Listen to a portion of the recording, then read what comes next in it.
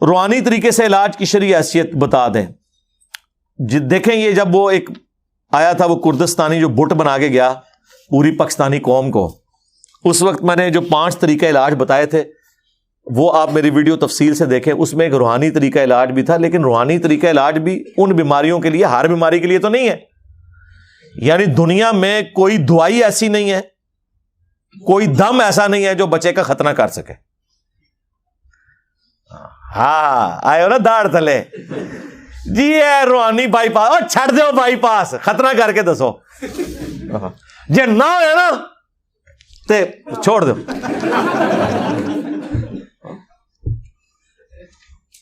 آج وہ جس بزرگ نے سٹیک تے لوانا ہے اپنے آپ نو، کیڑا ہے جڑا ہے لکھ کے دے منو کہ اگر میں نہ کر سکیا ختنہ تو جو مرضی کرو جی انجینئر صاحب اجازت ہے. تو پتہ چل جائے گا بھائی جو سرجری کام کرتی ہے وہ بعض اوقات ادویات سے نہیں ہو سکتا، وہ فزیکلی آپ کو علاج کرنا ہے. اس طریقے سے جھاڑ پھونک کا ایک علاج جو ہے وہ چند ایک چیزوں کے لیے ہے جو اس کے ایکسپرٹس ہیں وہ کرتے ہیں. بخاری مسلم میں حدیث ہے کہ شفا 3 چیزوں میں ہے، شہد میں، حجامہ کپنگ یعنی یہ پچھنے لگوانے میں، اور داغ دینے میں. لیکن میں اپنی امت کو داغ سے منع کرتا ہوں، لیکن یہ منع حرام کے درجے میں نہیں ہے، پریفریبل ہے. کیونکہ مسلم شریف میں حدیث ہے ایک صحابی کو زخم لگا، اس کا خون نہیں رکتا تھا، نبی علیہ السلام نے اپنے مبارک ہاتھوں سے داغ دیا. داغ یہ ہوتا ہے کہ لوہے کی کوئی سلاخ، تیر کا اگلا حصہ، کوئی لوہے کی چیز گرم کر کے جب وہ فل گرم ہو جائے تو وہ اس زخم کے اوپر لگاتے ہیں، وہاں سے وہ گوشت اور وہ سارا حصہ روسٹ ہو جاتا ہے، پھر وہ خون نکلنا بند ہو جاتا ہے. آج کل الیکٹرک داغ دینے والے انسٹرومنٹس آ گئے ہیں جو سرجنز وغیرہ یوز کرتے ہیں. اس لیے دیکھیں آپ جو بائی پاس کے آپریشنز ہو رہے ہیں نا تو وہ بڑے ایڈوانس ہو چکے ہیں، ایسی ادویات آ گئی ہیں، اب خون بھی نہیں لگتا اور بائی پاس ہو جاتا ہے. ورنہ پہلے کتنی بوتلیں ارینج کرنی پڑتی تھی، خون ضائع ہو جاتا تھا. تو نبی علیہ السلام نے خود وہ طریقہ علاج استعمال کیا. آپ نے پھونک کیوں نہیں مار دی؟ کہیں اللہ نے چاہا تو ہو بھی گیا. بخاری میں حدیث ہے ایک صحابی کی پنڈلی کی ہڈی ٹوٹ گئی، نبی علیہ السلام نے ہاتھ پھیرا، ٹھیک ہو گئے. لیکن یہ 1-2 واقعات معجزانہ طور پہ ہیں، ادروائز نبی علیہ السلام پورا علاج کرواتے تھے. اور علاج کرنا ہے، جو چیز اس طرح کی سرجری والی ہے وہ دم کرنے سے نہیں ٹوٹی ہوئی ہڈی جڑ جائے گی، وہ نبی علیہ السلام کا ایک معجزہ تھا. اگر آپ کو اپنے بزرگوں پہ اعتماد ہے تو توڑوائیں اپنی ٹانگیں اور ٹائم قیامت تک جائے کروا کے دسو کسی کو سیدھا. اس طرح نہیں ہوتا میرے بھائی. معجزات جب اللہ تعالیٰ کسی کے لیے چاہے ظاہر کر دیتا ہے، لیکن آپ نے معجزات اپنے بابوں کے لیے مانے ہوئے ہیں تو پھر بہتر یہی ہے کہ پریکٹیکلی کر کے بتائیں. آپ جو آپ کلیم کر رہے ہیں وہ کر کے بتائیں. کہتے ہیں نا بزرگ جو ہیں وہ اگر جو ہے وہ کیمرہ اور سیٹلائٹ جو ہے وہ سارے بر اعظموں میں ایک کمرے میں بیٹھ کے دیکھ سکتا ہے تو اللہ کا ولی کیوں نہیں دیکھ سکتا؟ چھاڑ دو سرکار، کوئی مسئلہ نہیں ہے. اگر PIA کا پائلٹ جہاز اڑا سکتا ہے تو بزرگ کیوں نہیں اڑا سکتا؟ بٹھائیے سارے بزرگانوں اور کاکپٹ سے جو ہے پائلٹ کو کہیں گے جی آپ تو نکلے نا، یہ اڑانے والے جی کیا مسئلہ دھیری جا کے لینڈ کرنا ہے انہوں نے جتنے کرنا ہے. نہیں اگر یقین ہے تو کرے نا. کہتے ہیں نا روحانی علم تو جو ہے وہ اوپر ہے اس دنیاوی علم سے، اور اس دنیاوی علم کو یہ کر رہے ہوتے ہیں اللہ کے بندوں خدا کے لیے. نبی علیہ السلام نے جب مختلف بادشاہوں کے پاس خطوط لکھے ہیں تو ان زبانوں کے ایکسپرٹ بندے بلوائے ہیں، ان کی زبانوں میں لکھوائے ہیں. اس طرح نہیں ہوتا جس طرح آپ سمجھتے ہیں. دنیا بقدر ایفرٹ ہے. کبھی کبھار کوئی معجزانہ بات ہو جائے وہ الگ بات، وہ انبیاء کے ساتھ خاص ہے.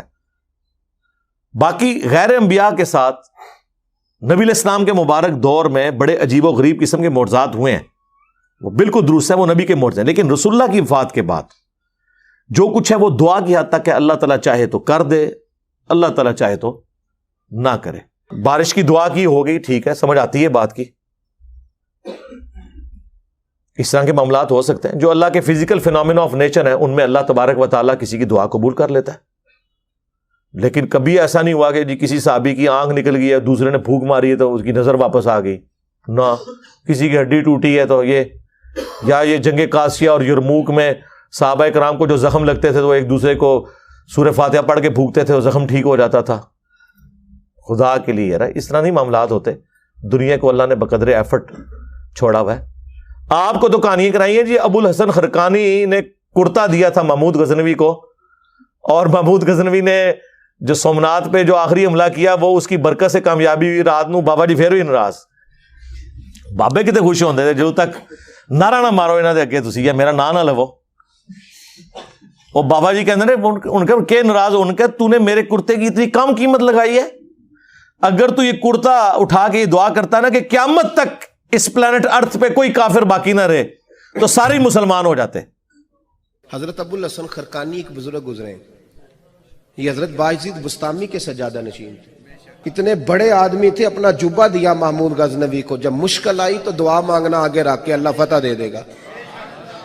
تو محمود کہتے ہیں جب سومنات کے مندر نہیں فتح ہو رہے تھے تو میں نے بابے کا جبہ سامنے رکھ کے دعا کی تو اللہ نے مجھے فتح دے دی. کہتے ہیں بابا جی رات خواب میں ملے تو کہنے لگے تو نے کیا قیمت ڈالی میرے جبے کی. کہا حضور کیا مطلب؟ فرمانے لگے تو میرا جبہ سامنے رکھ کے دعا کرتا کہ یا اللہ ہندوستان کے سارے کافر مسلمان ہو جائیں تو اللہ نے توفیق ایمان دے دینی. یہ تو نے کیا دعا مانگی ہے؟ اچھا لوگ پڑھتے ہیں سبحان اللہ, لعنت ہے. سنانے والے بھی سننے والے بھی. کیا صحابہ کرام قادسیہ اور یرموک میں رومنز اور پرشینز کے خلاف رسول اللہ کا کرتا لے کے گئے تھے؟ اور جب وہ کرتا حضور نے خود پہنا ہوا تھا ابو جہل نے تو پھر بھی کلمہ نہیں پڑا. تم لوگ کہہ رہے ہو کہ روئے عرض پہ سارے مسلمان ہو جاتے کرتے کے وسیلے سے دعا کر کے. اور حضور کا تو کرتا وہ تھا جو واقعی شفا بھی دیتا تھا. مسلم شریف میں حدیث ہے کالا جبہ حضور کا نکالا اسما بنت ابی بکر نے ان کا کہ نبی علیہ السلام پہ پہنتے تھے, ہم اس کا دھون مریضوں کو شفا کے لیے دیتے ہیں. یہ تو حضور کا چلے کرتا تھا. اور صحابہ کے پاس تو حضور کے جسم کے حصے تھے, بال مبارک.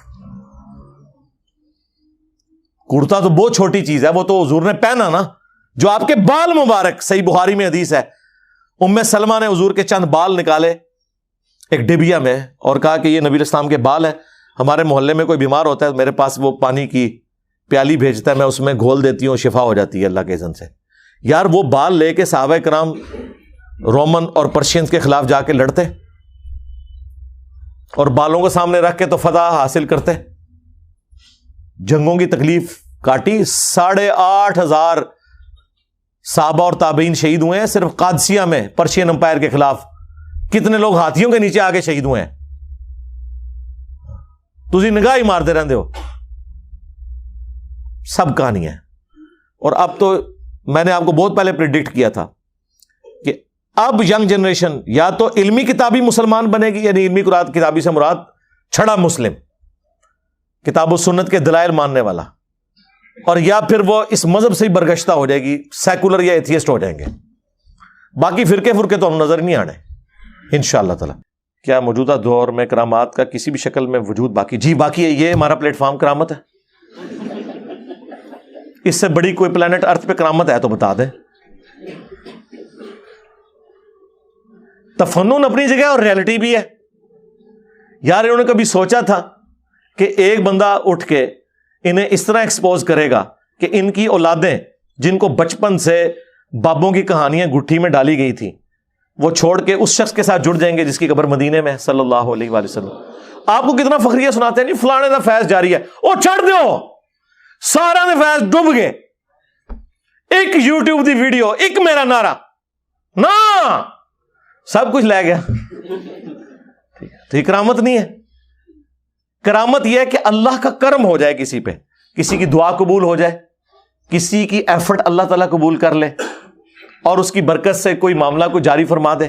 یہ لادہ بات ہے کہ تبلیغی جماعت اتنی بڑی کرامت ہے, لیکن دیوبندیوں کے نزدیک, بریلویوں کے نزدیک گمراہی کے پیشوا ہیں یہ. اور باپا جانی کی دعوت اسلامی اتنی بڑی کرامت ہے بریلویوں کے نزدیک, لیکن دیوبندیوں کے نزدیک گمراہی کی پیشوائیت کا شرف انہیں حاصل ہے. تو تعداد کی بنیاد پہ, جماعتوں کی بنیاد پہ تو یہ ایک دوسرے کو نہیں ماننے کے لیے تیار, تو یہ چھوڑ دیں. تو کرامت کے اوپر میں نے مفتی منیب الرحمان صاحب حافظہ اللہ نے جب میرے خلاف ایک مضمون لکھا دنیا اخبار میں, تو میں نے ان کی طبیعت صاف کی تھی کرامت اور معجزے کے حوالے سے کہ ہم مانتے ہیں لیکن وہ چیزیں جو واقعی رپورٹ ہوئی ہیں.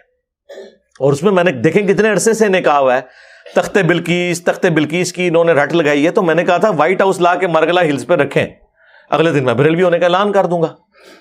ہاں لیکن مجھے دکھانا ہے آپ نے. انشاءاللہ میں جیسے ہی اسلام آباد انٹر ہوا اور میں نے پڑھا لا حول ولا قوت الا باللہ, تختے بلقیس تو غائب ہو جائے گا, وائٹ ہاؤس تو غائب ہو جائے گا, وہ نظر کا دھوکہ ہوگا. اور غائب نہ ہویا ٹھیک ہے میں بریلوی ہو جاؤں گا, ٹائم قیامت تک جائے. کرامات کی وجہ سے مقام طے کرنا, کوئی مقام حکوم طے نہیں ہوتے سرکار. یہ کل وہ ایک بندے کی ویڈیو لگی ہوئی ایک بریلوی عالم کی, اور وہ واقعہ یہ سنا رہا ہے. اچھا وہ واقعہ سنا رہے ہیں, لوگ مذاق اڑا رہے ہیں, یہ آپ کے بزرگ لکھ کے گئے ہیں واقعات.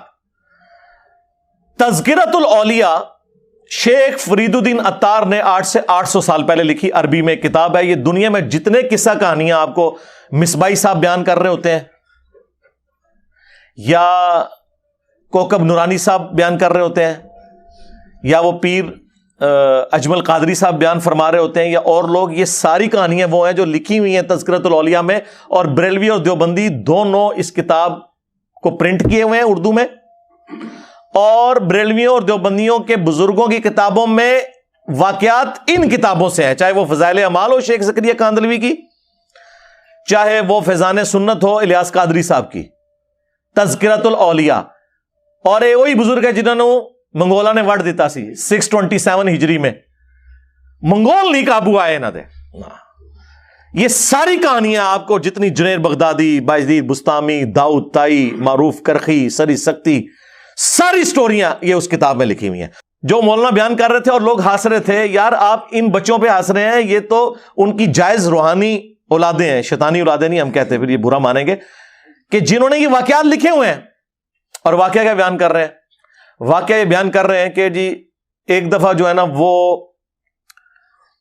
حضرت معروف کرخی جو تھے وہ بیمار ہو گئے.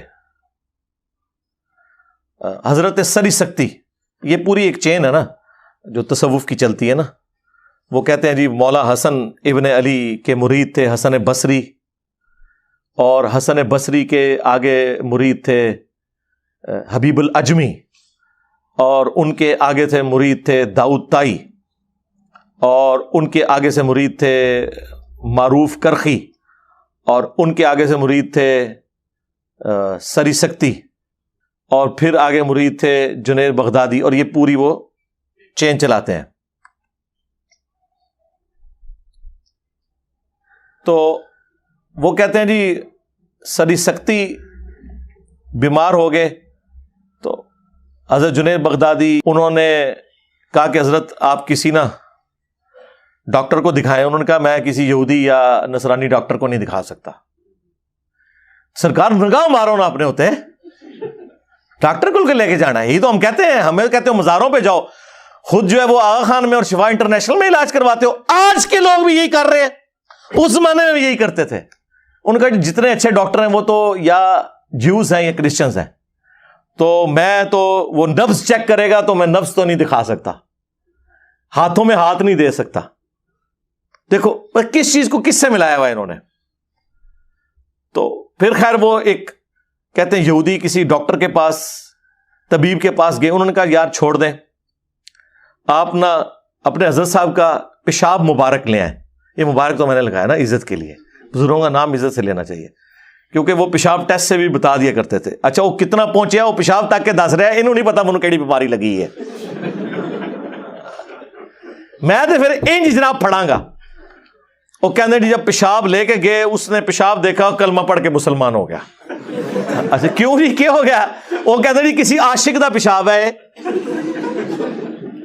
عاشقوں کے پیشاب دیکھ کر, ان کا یورین دیکھ کر, ان کا قارورہ دیکھ کر لوگ مسلمان ہو گئے.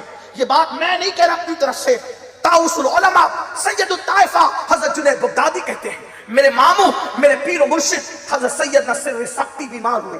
حضرت جنید بغدادی نے کہا مرشد کسی اچھے طبیب سے علاج کرانا. فرمایا ہمارے بغداد میں جتنے بڑے حکیم اور طبیب اس وقت نظر آتے ہیں, ان میں سے کیا کوئی یہودی ہے, کوئی نصرانی عیسائی ہے؟ میں اپنا ہاتھ کسی یہود و نصرانی کے ہاتھ میں نہیں دے سکتا. حضرت جنید بغدادی کہتے ہیں میں نے اپنے پیر کا علاج کرانا تھا. میں گیا طبیب کے پاس جو تھا یہودی یا عیسائی. میں نے اس سے کہا کہ میرے ماموں اور میرے پیر بیمار ہو گئے ہیں, لیکن نہ تمہیں آنے دینا چاہتے نہ وہ خود آنا چاہتے, اپنا ہاتھ تمہارے ہاتھوں میں دینا نہیں چاہتے کیونکہ تم یہودی ہو. اس نے کہا کوئی بات نہیں, تمہارے ماموں تمہارے پیر کو ہم نے کبھی نہیں دیکھا, لیکن مرض چیک کرنے کے لیے ان کا پیشاب لانا پڑے. حضرت سبی سکتی کا پیشاب لایا گیا. اس نے پیشاب دیکھ کر کے کہا یہ تو کسی عاشق کا پیشاب, یہ تو کسی عاشق کا پیشاب ہے, اور کہا مجھے اس کے پاس لے چلو, میں کلمہ پڑھ کے مسلمان ہونا چاہتا ہوں. تو اس نے کہا یہ عشق, اچھا انہوں یہ بھی پتہ لگا کہ عشق الہی دا رنگ ہویا ہے یا کسی یعنی عورت کے عشق میں ہے, کسی منڈے دے عشق میں ہے. ہاں منڈے دے عشق بھی ہے جی, یہ مادھو لال حسین, ہاں یہ وہ میاں تے ہے ہن دی گل ہے پرانے بھی.